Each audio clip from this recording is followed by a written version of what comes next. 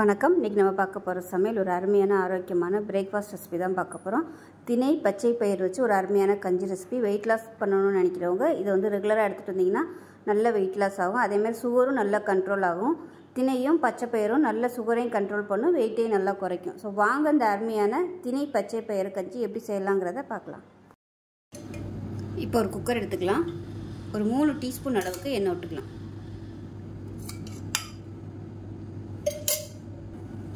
எண்ணெய் சூடானதும் ஒரு 1/4 டீஸ்பூனுக்கும் கம்மியாக வெந்தயம் சேர்த்துக்கலாம். அதே மாதிரி மிளகு சீரகம் 1/4 டீஸ்பூன் எடுத்துருக்கேன். ரெண்டையும் 1-2 நச்சுட்டு சேர்த்துக்கலாம். முழுசாக சேர்க்குறனாலும் சேர்த்துக்கலாம். நான் சாப்பிடும்போது வாயில் கடிபடும், அதனால் நான் வந்து 1-2 நச்சுட்டு சேர்த்துருக்கேன். இது கூட கருவேப்பிலை சேர்த்துக்கலாம். அடுப்பு மீடியத்தில் வச்சுக்கோங்க, இல்லைன்னா மிளகு சீரகம் கறியிரும். இப்போ இதில் கொஞ்சமாக புதினா இலை சேர்த்துக்கலாம். வாசனைக்காகவும் ஆரோக்கியத்துக்காகவும் சேர்த்துக்கலாம். புதினா கொத்தமல்லி சேர்க்கும்போது, கருவேப்பிலை இது 3 சேர்க்கும்போது உடம்புல உள்ள நச்சுத்தன்மையை வந்து எடுத்துரும். அதுக்காக புதினா கொத்தமல்லி சேர்த்துருக்கு. இப்போ இதையும் சேர்த்து லேசாக வதக்கி எடுத்துக்கலாம். இப்போ லேசாக வதங்கினதும் ஒரு 10 சின்ன வெங்காயம் 1-2 நச்சுட்டு எடுத்து வச்சுருக்கேன். இது வந்து நீங்கள் பேஸ்ட்டாக அரைச்சி சேர்க்குறனாலும் சேர்த்துக்கலாம். நான் வந்து கொஞ்சமாக போட்டதுனால இந்த அளவுக்கு தான் மிக்சியில் அரைக்க முடிஞ்சிச்சு. இப்போ இதையும் சேர்த்துக்கலாம். இதுவும் பார்த்திங்கன்னா உடம்புக்கு ரொம்ப நல்லது, வெயிட் குறைக்கிறதுக்கும் யூஸ் ஆகும். அதே சமயம் சுகர் குறைக்கணும்னு நினைக்கிறவங்களும் தாராளமாக சின்ன வெங்காயம் சேர்த்துக்கலாம். இன்சுலின் அளவு வந்து நிறைய உற்பத்தி பண்ணும், அதனால் சின்ன வெங்காயம் சேர்க்குறது நல்லது. இப்போ அதில் 1/4 டீஸ்பூன் இஞ்சி பூண்டு பேஸ்ட் சேர்த்துக்கலாம். ஃப்ரெஷ்ஷாக இஞ்சி பூண்டு வந்து நச்சு சேர்க்குறனாலும் சேர்த்துக்கோங்க. ஒரு சின்ன துண்டு இஞ்சியும் ஒரு 2 பல் பூண்டும் தட்டிட்டு சேர்த்துக்கோங்க. இந்த வெங்காயம் சின்ன வெங்காயம் சேர்க்கும்போது நல்ல ஒரு ஃப்ளேவராக இருக்கும், அதுக்காக தான் அந்த சின்ன வெங்காயம் சேர்க்குறது, வாசனைக்காக.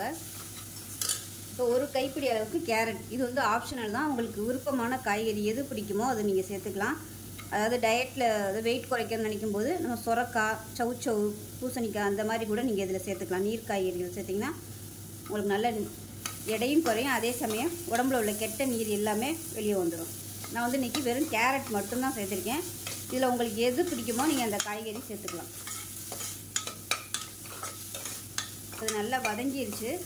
இப்போ இதில் 25 கிராம் அளவுக்கு திணை அரிசியும் அதே 25 கிராம் அளவுக்கு பாசி பயிரும் எடுத்திருக்கேன். இது வந்து நல்லா 1 மணி நேரத்துக்கு மேலே நல்லா ஊறிடுச்சு. நல்லா கழுவிடுங்க, திணையிலேருந்து அழுக்கு வந்துக்கிட்டே இருக்கும். அதனால் ஒரு 5 தடவை கழுவிட்டு தண்ணி இந்த அளவுக்கு கிளியராக வரணும், அந்தளவுக்கு நல்லா கழுவிட்டு 1 மணி நேரம் ஊற வச்சு எடுத்து வச்சுருக்கிறேன்.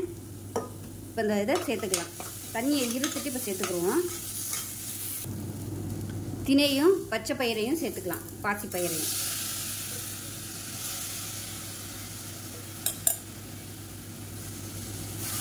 இதையும் சேர்த்து லேசாக ஒரு 2 நிமிஷம் வதக்கி விட்டுக்கலாம். நல்லாயிருக்கும், டேஸ்ட்டாக இருக்கும் வதக்கினோம்னா. இப்போ நல்லா ஒரு நிமிஷம் வதக்கி விட்டாச்சு. இப்போ வந்து தண்ணி சேர்த்துக்கலாம்.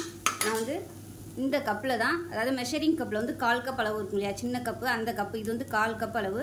இதில் வந்து ஒவ்வொரு கப் எடுத்துருந்தேன். 1 கப் திணை, 1 கப்பு வந்து பச்சை பயிர் எடுத்துருந்தேன். இப்போ இதே கப்பில் 6 கப் அளவுக்கு தண்ணி சேர்த்துக்கணும். இப்போ நான் முன்னாடியே அளந்து எடுத்து வச்சுருக்கேன். ஊற வச்ச தண்ணியோடு சேர்த்து 6 கப்பு தண்ணி சேர்த்து வச்சுருக்கேன். ஸோ இந்த அளவில் எடுத்திங்கன்னா ஒரு தாராளமாக ஒரு 2லேருந்து ஒரு 3 பேர் குடிக்கிறதுக்கு கரெக்டாக இருக்கும் இந்த கஞ்சி.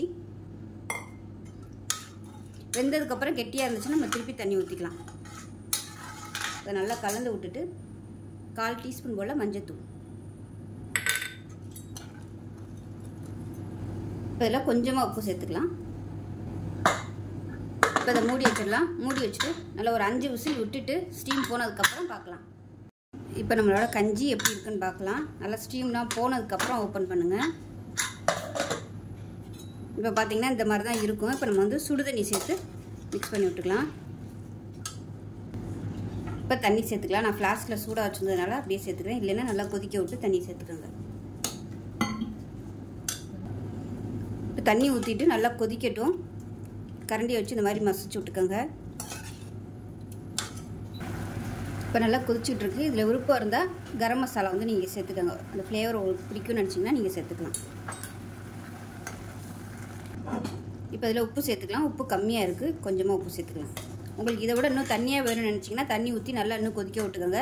அதே சமயம் இந்த திணை பச்சை பயிர் வந்து முழுசாக இருக்குது. உங்களுக்கு இந்த மாதிரி பிடிக்கல அப்படின்னு நினச்சிங்கன்னா 2யும் மிக்சியில் போட்டு நல்லா பொடி பண்ணிவிட்டு நீங்கள் இதோட சேர்த்துக்கலாம். ஃபஸ்ட்டு வந்து 2யும் நல்லா கழுவிடுங்க. பச்சை பயிரையும் திணையும் வந்து ஒரு பவுலில் போட்டு நல்லா 4-5 தடவை கழுவிட்டு வடிகட்டியில் விட்டு தண்ணியை நல்லா வடிய விட்டுருங்க. தண்ணியெல்லாம் நல்லா கொஞ்சம் காஞ்சதுக்கப்புறமா மிக்சியில் போட்டு ரவை பதத்துக்கு பொடி பண்ணிட்டு சேர்த்திங்கன்னா கஞ்சி வந்து நல்லாயிருக்கும். இந்த மாதிரி முழுசு முழுசாக இல்லாமல் சின்ன பசங்களுக்கு கூட கொடுக்கலாம். இப்போ வந்து தேங்காய் பால் சேர்த்துக்கலாம்.